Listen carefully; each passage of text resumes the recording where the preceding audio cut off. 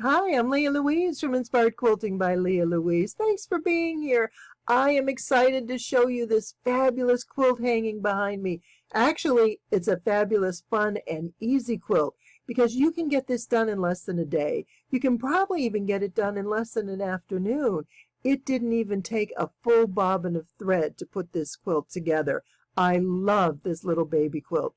And the fabrics are what make it. They really are beautiful. They're bright, they're bold, and they have some great contrast. I want to show you this fat quarter bundle I just received in the mail.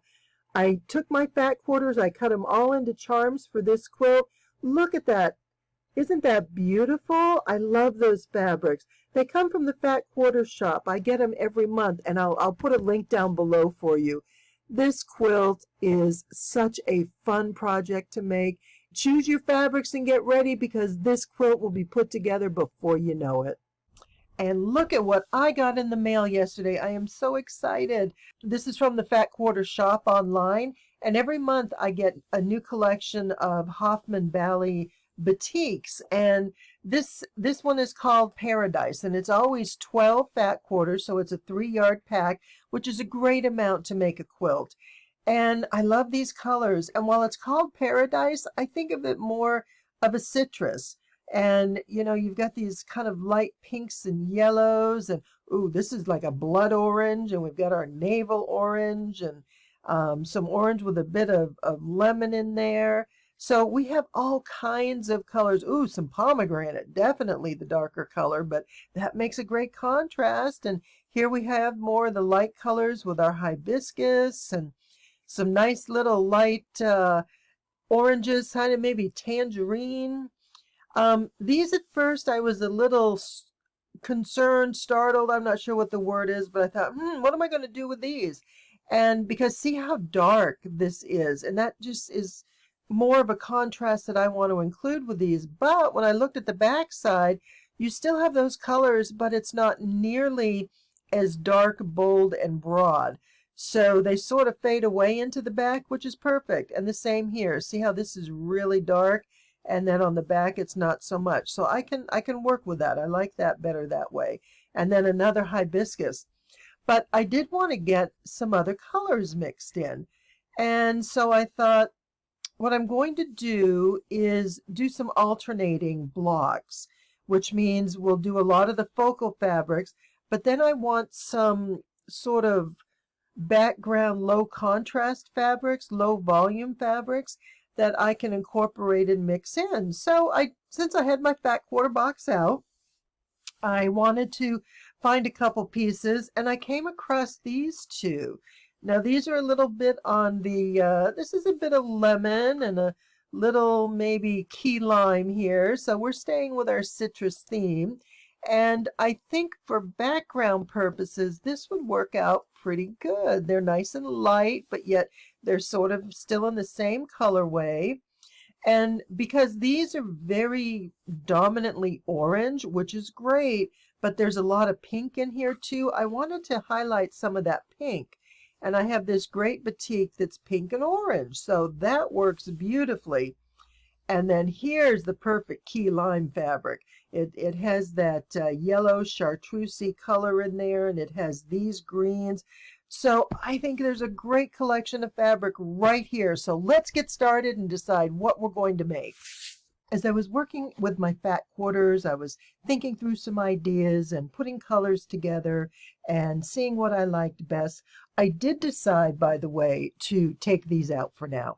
They really don't fit with what I want to do. I want to do a patchwork pattern with all these prints, and they're more graphic prints than sort of these streaks of color. So I'm going to set that aside. I will use that in something else because I do like the fabrics. I like the colors. It's just not going to work here. I cut everything into charm squares because that's fast and easy. And I wanted to create a quilt that I can make in a short amount of time and feel great satisfaction, and that it's a pretty quilt, it's a fun quilt. I love the colors, I love the prints, but it didn't take me days and days to get it done. This is going to be an afternoon quilt, and I want to show you how simple this is going to be. One of the biggest challenges when you make a really super simple quilt is how do you do it with lots of color? You can go scrappy, but I like to keep my color scheme within a certain range. And right now I have the original 12, plus I took a couple out, plus I added more. So I have about 14 different colors that I'm working with. And I'm going to make it out of 2 charms, which will be 84 squares, but I'm going to make it 9 by 9. And that, well, you know what? I think I'm going to go 8 by 10 because I did that on the last quilt and I really like that size. So 9 by 9 is 81 squares, 8 by 10 is 80 squares. You decide what works best for you. I'm going to go with the 8 by 10. Now, I kept my back quarters in the order that I cut them. I have 5 per group of colors, and this is 6, and then I had 3, because originally I was going to hold these aside to work them into like a low volume background. But instead, fast and easy, we're putting it all together. And what I'm going to do is pull out, I'm going to alternate from piles and pull a few from here, pull a few from here, then come back, maybe turn it over, get them in a different order, just so I have a lot of different colors. I want them mixed up. I don't want the repetition that every time you see this block, this one is next to it. Or every time, you know, this one comes up, then I switch into a low volume. I don't want that to happen. I want it to be random. I want it to lay out and look like a lot of fun colors that are interesting, but not necessarily a pattern that is going to be clearly defined. So fast and easy. That's my key word here. That is my goal. That is my plan, and I want to share that with you. I'm going to just start by chain piecing. We don't need to put any blocks together. We don't need to, do any prep. We are just going to start sewing. So I'm going to take my first pile, and as I said, I'm going to do an 8 by 10. So my first row, I'm going to sew a pair together. Now, I'm going to say put these 2. And then I'm going to come down and I'm going to grab one of these. And I kind of like a little dark and medium mix. And don't get too fussy. I know I'm getting fussy here. We don't want to get too fussy because then it doesn't remain fast and easy. But so I'll pair these up and I'm going to sew that one here. Then I'm going to sew this one here. And then I'll bring this in. And I think that would be kind of pretty. And so I'm going to make 10 rows. And I'm going to do 10 pairs together. I'm going to sew them up, do 10 rows, just chain stitch all these. If you've not done chain stitching, remember, or just so you know, you sew 1/4 inch down here, don't cut your threads, pick up the next 2 1/4 inch, and you continue all the way through. It's a very quick method, but even better is it holds all your blocks together in an orderly manner. So you know how it's going to go together. It's already placed the way you want it. Then after you do your rows, whether it's 9 or 10 rows, you're going to come back with your next color.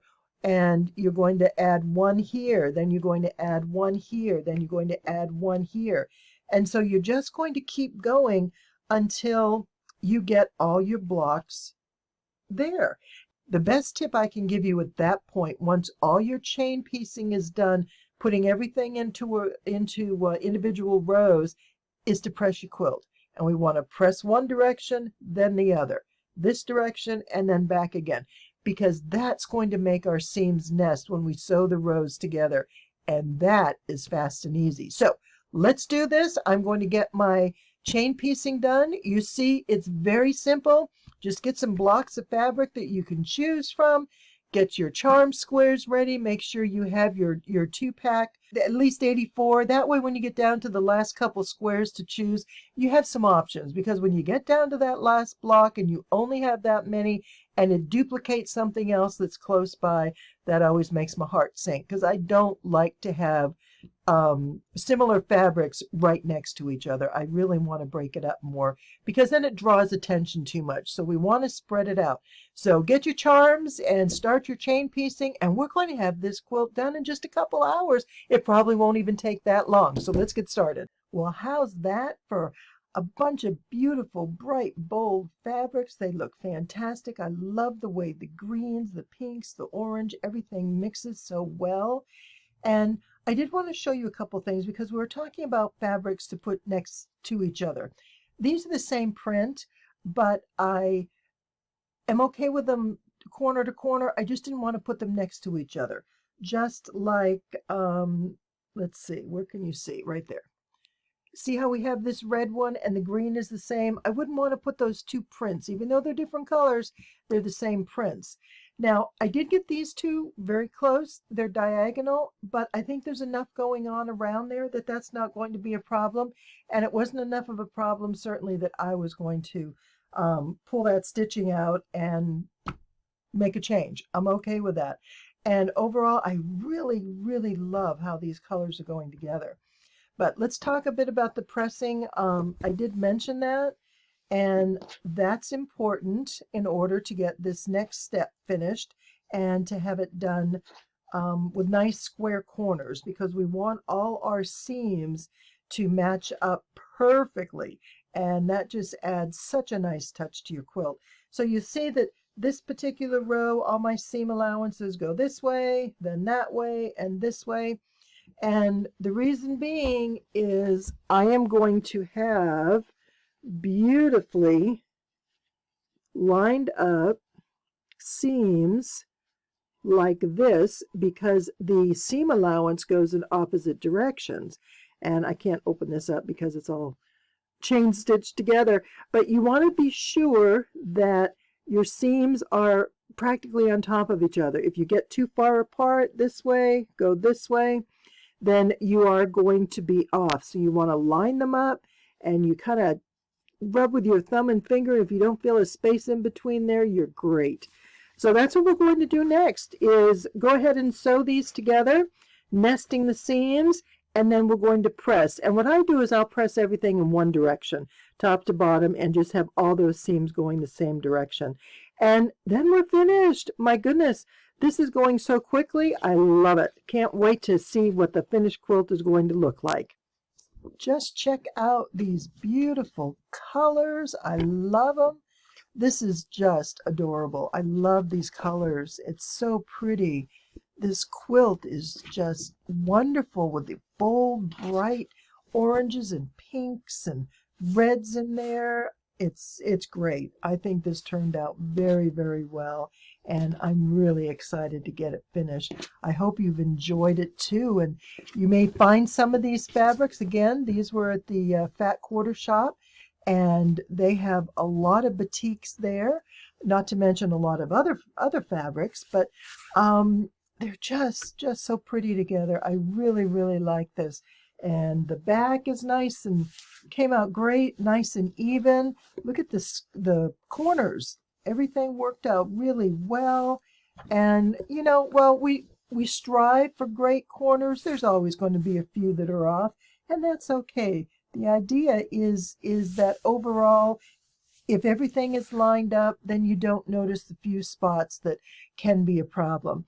And then the last thing I do when after I press my quilt is I run a narrow basting stitch along the edge, and that's just to keep the seams from potentially pulling out. If I don't get it quilted right away and I handle it a few times, I shake it, I fold it, then sometimes these side seams can come loose, and I don't want that happening. So, oh, I'm just so excited. Can we do a big swirl here and see just how wonderful all these colors work together? Oh my goodness, look at that. Ah, it's so pretty. Love it. I hope you have enjoyed this, and I hope you are going to make your own. Remember, there's always time to make a quick quilt when you've got a fast and easy project like this. So I hope you give it a try soon. Let me show you a couple other shots. Just look at those bright and beautiful fabrics, those colors.